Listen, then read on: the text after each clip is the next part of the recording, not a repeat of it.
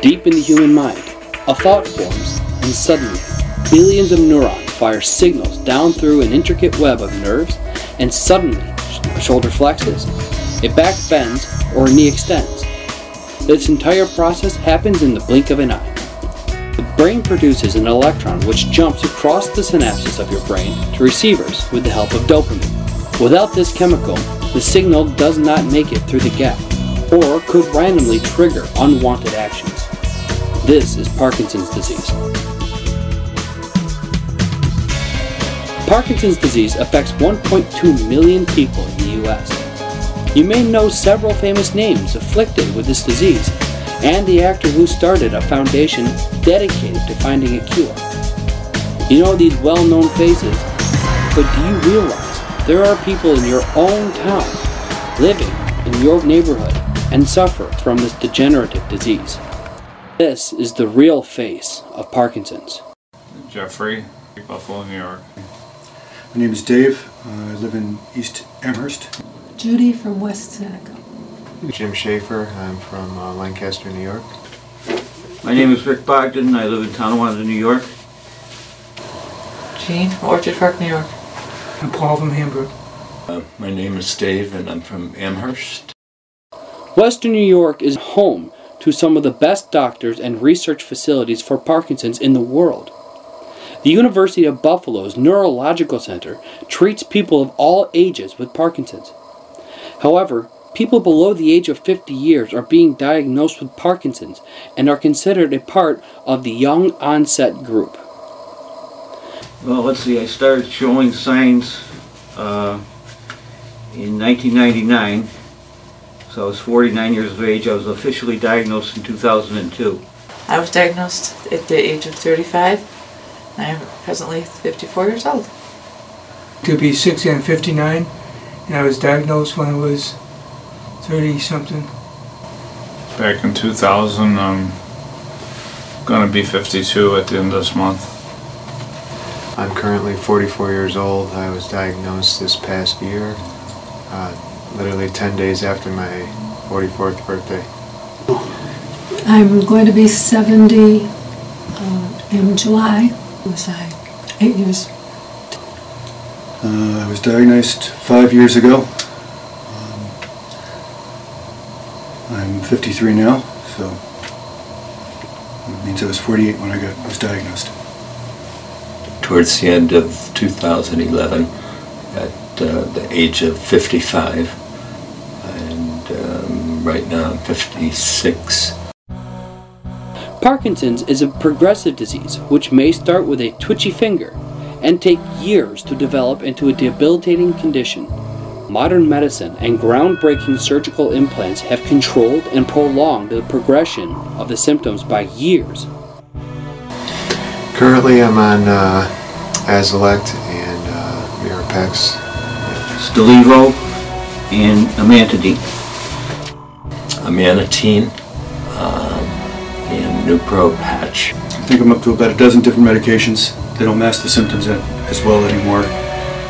So I've gone to the next step and I've arranged to have deep brain stimulation. I'm part of the team that puts in electrodes in the brain and then connects them up to batteries so that we can do what's called electrical pacing or deep brain stimulation, which is a way to relieve many of the symptoms of Parkinson's disease. Meds, I had DBS done last year, 2011 in August and September. How's that affected you? That's been a lot better to control the situation, like tremors and all that, and made things better. When I have DBS surgery, I take really low meds. I take like half a Cinnamon CR 3 times a day, and amantadine. So like I went from 27 pills a day to 7. It's a patch in my DBS. 7 little pills. We still do not truly know what causes Parkinson's, and there is no cure. Yet. There is no definitive clinical test to detect Parkinson's disease, and the symptoms vary from tremors to rigidity. A diagnosis is based on very simple motor response and resistance tests. These are the symptoms of Parkinson's. My first symptoms occurred on a motorcycle. My right pinky started to twitch occasionally.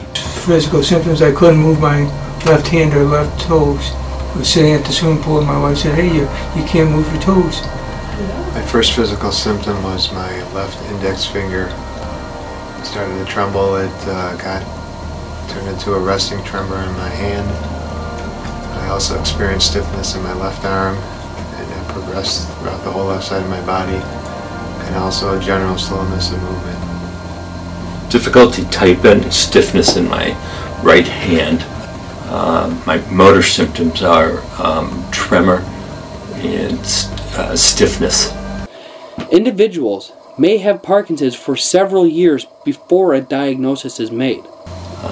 Even though the diagnosis came at the age of 55, I suspect that I've had symptoms of Parkinson's for some time. But it took him 2 years to figure out what was wrong with me. Then I went to Cleveland Clinic. The guy knew in 15 minutes what was wrong with me. The first guy in Buffalo here, he told me I had basal ganglia degeneration and I'd be dead in 6 months.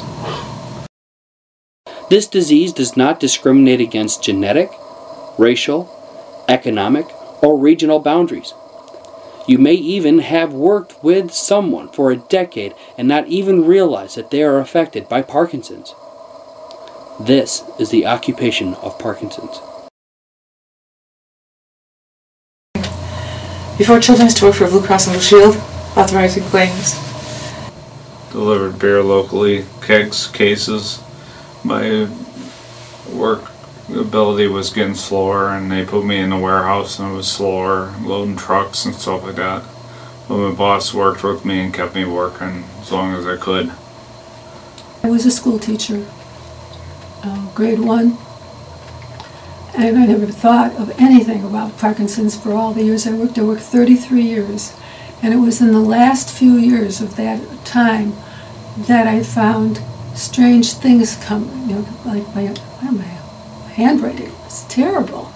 And I was staying at work after work to get my work done, and I thought, I didn't do that before. So I kind of knew what was coming up, and when I had talked to the doctors, of course they help. I'm a project engineer for an aerospace company in the area. Got to my boss about a year ago and said that things weren't working out well. People were noticing that I wasn't moving as fast as I had been. I wasn't being able to get enough work done, and they were concerned. People would be more interested in how I was twitching rather than what I was saying. My job is as a field service engineer, working for a local aerospace company. In this job I travel both domestically and international, usually going out to solve a customer's problem, some problem with their equipment, so you're under the gun in many ways to accomplish the task. And so far only one job where I just had to tell my boss I just couldn't make it. My body was not in the right shape. How does someone deal with Parkinson's? Parkinson's patients can continue to lead productive lives with the use of medications, surgical implants, and support groups, all while controlling the effects of Parkinson's. However, the emotional toll on a patient with this degenerative brain disorder is the most difficult aspect to live with. This is the emotional face of Parkinson's. I always had everything easy in my life. Nothing was really a big challenge. Then I got Parkinson's and it was a big challenge. But I think it's the way you face it every day. I give it the same spirit every day that I don't have Parkinson's. It doesn't have me. It hasn't been fun, I'll have to say that. As a person who has maintained his health through the years so that he didn't come down with any serious disease. Yeah, it's been a real shocker, I have to say. And it's not depression for any particular reason because something's gone wrong. It just appears in your body, in your mind. This kind of feeling that you just want to cry. You have to realize that I'm not a multitasker anymore. I'm a unitasker. and not get so frustrated that things take much longer to accomplish than they did before.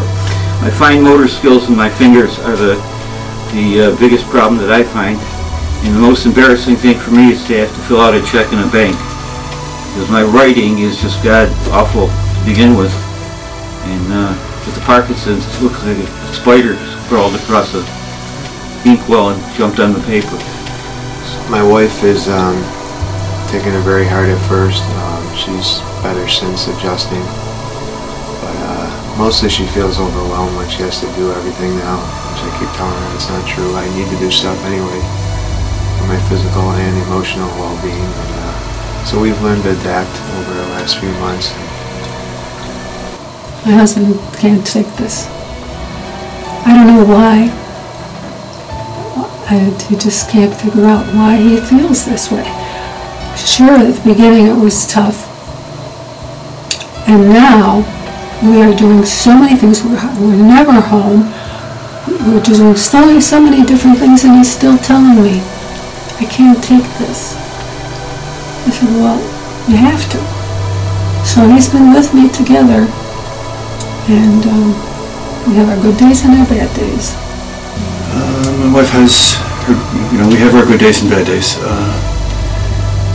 She's having a lot of problems with me going for deep brain stimulation. She was sort of passively objecting to it. I had to sit down and write an article to try to explain to her why I needed the medicines that I have at certain points, and why it was absolutely necessary that I have the medications at 7 and at 10, or 7 and at 12, and at 5 and at 10, and it has to be the same every day. Otherwise, I get out of sync, and the next day afterwards, I'm useless, or I feel useless. In the last 30 years, there have been great strides in medicines and surgical procedures to control the symptoms of this debilitating disease. Today, there are thousands of people in the medical field looking down to the DNA level for the cause and a cure for Parkinson's. These professionals believe they are close to finding the answers through the development of genetic and stem cell research. By diagnosing this disease earlier, we can provide the medical treatment and the physical and emotional support needed to extend the person's quality of life by decades. Meanwhile, through Moving Day celebrations, there are small groups of people in cities all across the United States, with the help of the National Parkinson's Foundation, who are raising millions of dollars to fight the battle on the local level. These are both celebrations and reminders to patients, their families, and friends that there is always hope as long as you keep moving forward. These are the faces that are doing everything to beat Parkinson's disease.